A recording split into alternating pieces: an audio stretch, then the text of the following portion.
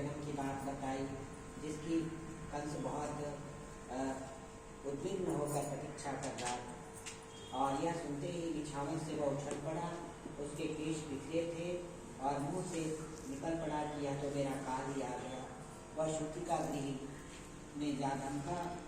दुखिनी देवकी ने अपने भाई कंस से करुणा भरे शब्दों में कहा, हे कल्याण, इस बच्ची को मत मारो, यह तो एक स्त्री है, तुम्हारी पुत्र वधू जैसी है। भैया, मेरी प्रारब्ध से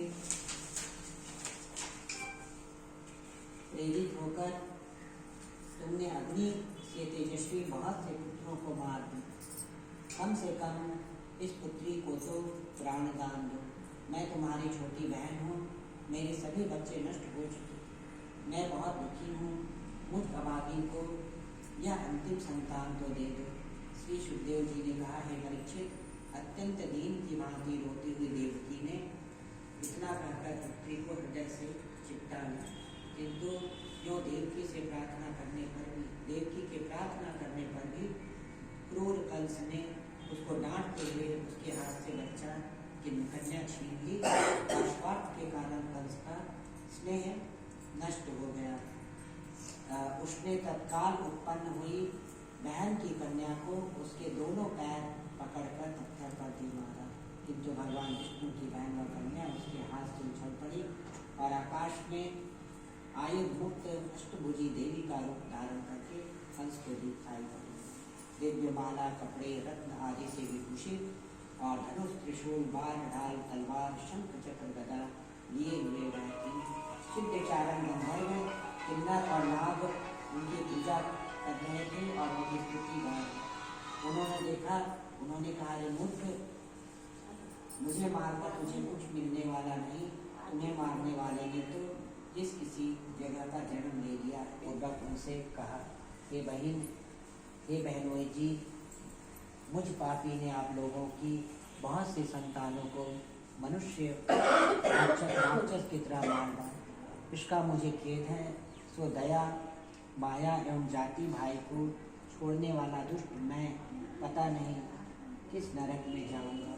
ब्रह्म हत्यारे की तरह उस समय मुझे दुख से लंबी लंबी सांसें लेनी पड़ेंगी। केवल मनुष्य ही झूठ नहीं बोलते, बल्कि देवता भी झूठ बोलते हैं।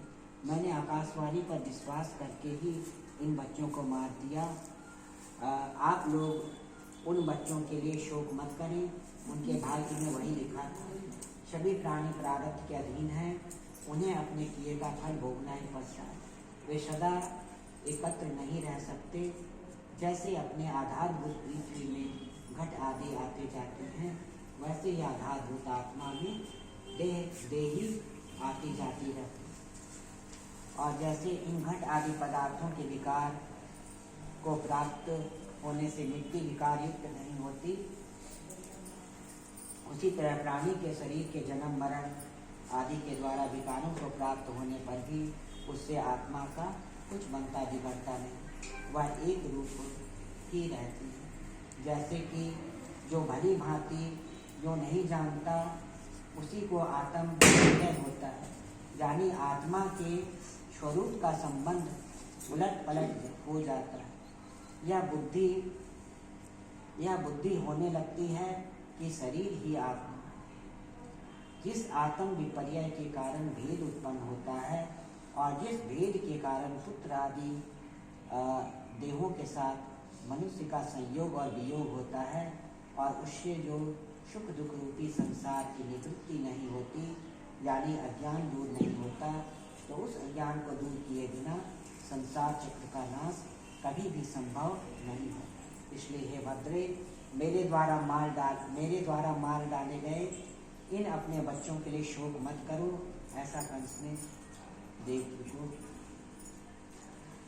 कहा, क्योंकि सभी प्राणी अवश्य होकर अपने किए का ही फल भोगते हैं। जब तक स्वरूप भूत आत्मा को न देखने वाला देह अभिमानी अज्ञानी प्राणी अपने को यह मानता है कि मैं मार डाला गया, मैंने दूसरे को मार डाला, तब तक वह सुख दुख के फेर में ही पड़ा रहता है।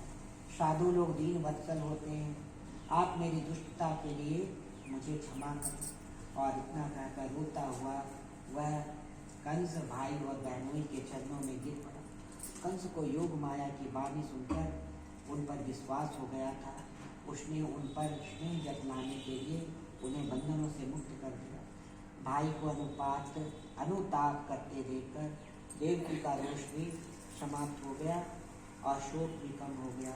वसुदेव जी ने हंसकर कहा,